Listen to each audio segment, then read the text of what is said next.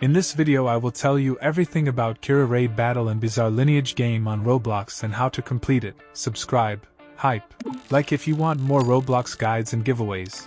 Watch until the end to properly understand this guide. The Kira Raid in Bizarre Lineage is easily one of the toughest raid fights in the game, and I'll tell you exactly how this battle works and how you can beat it consistently because this boss can destroy unprepared players very quickly. Out of the three main raid bosses, which include Jotaro, Dio, and Kira, the Kira Raid is usually considered the most difficult. The reason for this is Kira's fighting style, which relies heavily on large explosive attacks that hit wide areas and can easily ragdoll your character while draining huge chunks of your health. This raid is also extremely important because defeating Kira is required if you want to progress your stand evolution path from White Snake into Sea Moon and eventually into Maid in Heaven. For players who are aiming to unlock one of the strongest stands in the game, learning how to defeat Kira reliably becomes a key part of progression. To begin the Kira Raid, you need to interact with the YOSIKAGE Kira NPC located near Bus Stop 1. You can find this NPC close to the parking lot area near Morio Station.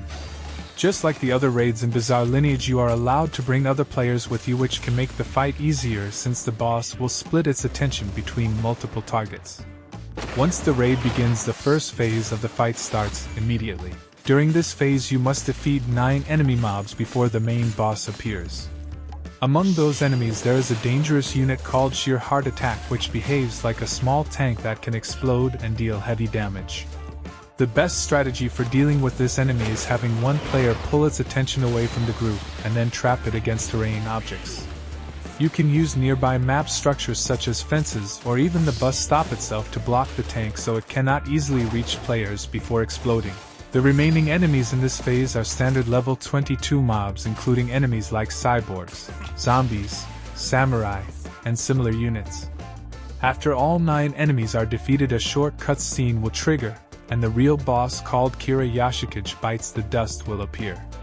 In solo play, this boss has around 2,500 health, which is actually the lowest health pool among the 3 major raid bosses.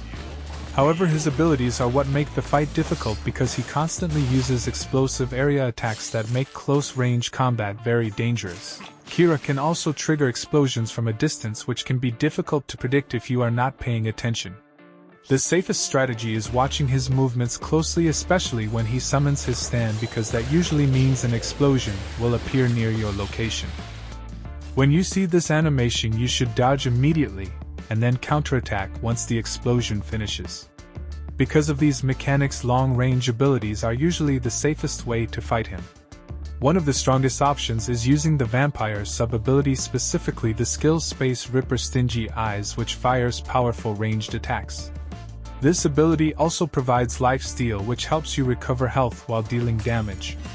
Vampire abilities also have a strong regeneration mechanic that restores health if you avoid taking damage for a short period of time.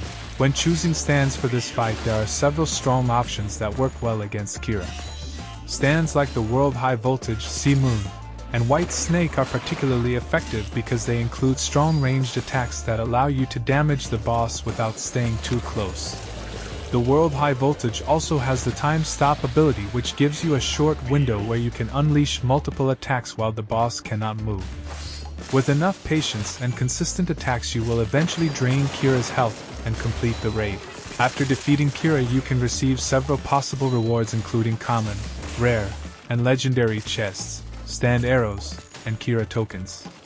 These Kira tokens can then be spent in the Kira Raid shop, which is accessed by speaking with the YOSIKAGE Kira NPC near Bus Stop 1. Inside that shop you can purchase several exclusive items.